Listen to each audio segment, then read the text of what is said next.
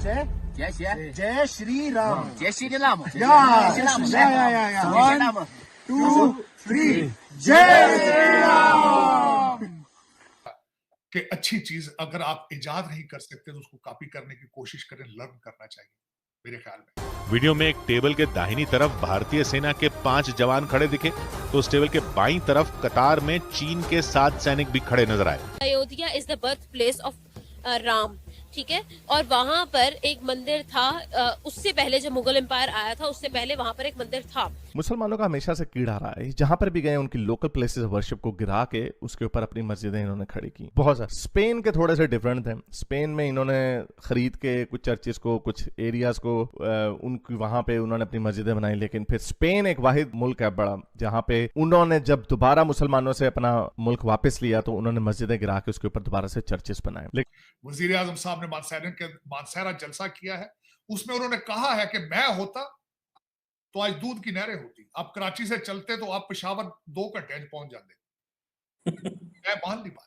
जब हम लोगों ने, आपने भी पाकिस्तानी बुक्स में भी लिखा हुआ है कि जब वहाँ पर जहीरुद्दीन मोहम्मद बाबर ने, जिसके नाम पे बाबरी मस्जिद थी, उसने जब वहाँ पर आकर अपनी हुकूमत का झंडा गाड़ा था तो वहाँ पर बहुत से मंदिरों को तोड़ा गया था। जहां पर भी देखें मुसलमान जहां पे गए उन्होंने लोकल प्लेसेस ऑफ वर्शिप को गिराया, स्पेशली जो बुतों वाले थे, क्योंकि हजरत मोहम्मद की सुन्नत भी थी, हजरत इब्राहिम की सुन्नत भी थी। काबे में भी उन्होंने बुतों को तोड़ के वहां पे मस्जिदें अपनी खड़ी की। ये मुसलमानों का एक दीनी फरीजा समझा जाता है। मियां साहब मैंने मानी, मियां साहब पिछली बातें छोड़े, आगे बताएं क्या होगा। मैं ये पूछना चाहता हूं, आगे कौन सी प्रोडक्ट आप बेचेंगे, यहाँ कौन सी प्रोडक्ट बनाएंगे जिससे हमें कर्जे हमारी जान छूटेगी। Best wishes for the Hindu community. लेकिन मैंने आज ना इनॉग्रेशन के हवाले से जिस तरह आप बता रही हैं, यकीनन जो है ना वर्ल्ड वाइड इसकी प्रमोशन की गई है। किस तरीके से आपके पास कौन सा प्लान है जिसके अंदर हमारी नई जनरेशन को आप आर्टिफिशियल इंटेलिजेंस पढ़ाएंगे? अब किस तरीके से इंडियन इंस्टीट्यूट ऑफ टेक्नोलॉजी के टक्कर का कोई इंस्टीट्यूट बनाएंगे? मैं ये सुनना चाहता हूं आपसे। तो पहले जो लोग कहते थे कि भगवान राम की मंदिर बनेगी तो आग लग जाएगा, भैया आग तो नहीं लगा कहीं। फूलों की बारिश हुई और दिया तो इतने जले हैं कि करोड़ों अरबों दिया जल गए हैं, और वो भी सिर्फ भारत में नहीं जले हैं। भारत में सिर्फ नहीं जले हैं, अमेरिका में जले हैं, इंडोनेशिया में जले हैं, फ्रांस में जले हैं, ब्रिटेन में जले हैं, इटली में जले हैं, डच में जले हैं, सऊदी अरबिया में जले हैं, दुबई में जले हैं। जिस हिसाब से यहाँ पर वीआईपीज, यहाँ पर स्टार्स, यहाँ पर क्रिकेटर्स, यहाँ पर बड़े बिजनेसमैन, यहाँ पर टूरिस्ट आ रहे हैं, अयोध्या एक इतनी बड़ी इकोनॉमी का स्टेट हो जाएगा जो अकेला भारत को, महाराष्ट्र जो सबसे ज्यादा जीडीपी दिया करता था, इकोनॉमी दिया करता था, उससे भी ज्यादा इतनी जीडीपी दे देगा जो 10 राज्य मिला करके भी नहीं दे पाएंगे। पाकिस्तान में कहा जा रहा है कि बाबरी मस्जिद तोड़ दी गई है। अरे आपके पास कोई प्रूफ है कि बाबरी मस्जिद के पहले वो मंदिर नहीं था? लेकिन वीएचपी, निर्मोही अखाड़े और जितने भी हिंदू पक्ष है, उन्होंने 3 डेकेड की लड़ाई लड़ी है और 500 वर्षों की तपस्या की है, बलिदान किया है, आस्था रखी है, विश्वास रखा है, श्रद्धा रखी है। तब भी 441 वेदों और ग्रंथों को आचार्य जी ने सबमिट किया था सुप्रीम कोर्ट को, और सुप्रीम कोर्ट ने कहा हमारी सरकार के पैसे से राम मंदिर नहीं बना है। भारत के 82.7% सनातनियों ने 2 डेकेड में 800 करोड़ से ऊपर राम मंदिर ट्रस्ट को डोनेट किया। जय हिंद दोस्तों, स्वागत है आपका हिंदुस्तान वन में। तो दोस्तों, अयोध्या में राम मंदिर का अभिषेक वर्ष का सबसे बड़ा आयोजन बन गया, जिसने मंदिर के बाहर भीड़ खींची और अपने घरों से इस ऐतिहासिक क्षणों को देखने वालों का ध्यान आकर्षित किया है। अब घटनाओं के एक आश्चर्यजनक मोड़ में एक वीडियो ऑनलाइन सामने आया है, जिसमें वास्तविक नियंत्रण रेखा यानी कि एलएसी पर चीनी सैनिकों को भारतीय सेना के जवानों के साथ जय श्री राम के नारे लगाते हुए दिखाया जा रहा है, जो आपने आगे वीडियो में देखा। रिपोर्ट से पता चलता है कि स्थान दक्षिण लद्दाख के छेपजी चुमार सीमा क्षेत्र में हो सकता है। यह घटना प्राण प्रतिष्ठा समारोह के दौरान हुई और वीडियो में दोनों देशों के बीच अप्रत्याशित सौहार्द के क्षण को कैद किया जा रहा है। वीडियो में एक दिल दहलाने वाले जो दृश्य दिखाए गए हैं, जिसमें भारतीय सेना के जवानों को चीनी सैनिकों जय श्री राम बोलना सिखाते हुए देखा जा सकता है। तो चलिए दोस्तों, आगे वीडियो में देखते हैं।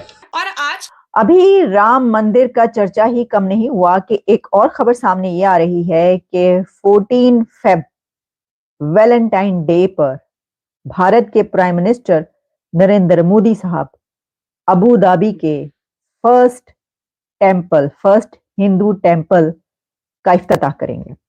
अब ये इमेजेस वायरल हो रहे हैं, ये कहां पर वायरल हो रहे हैं और ये कैसे बात निकली मैं आपके सामने रखती हूँ। ये तो आपको पता ही है कि अबू धाबी का जो पहला हिंदू मंदिर जिसको इस तरीके से जो है वो लिखा जा रहा है, कहा जा रहा है कि फर्स्ट टेंपल अबू धाबी का, उसको अब इनॉग्रेट किया जाएगा 14 फेब को। आपको पता है कि 14 फरवरी को क्या होता है, पता है ना, मोहब्बत का दिन जनाब।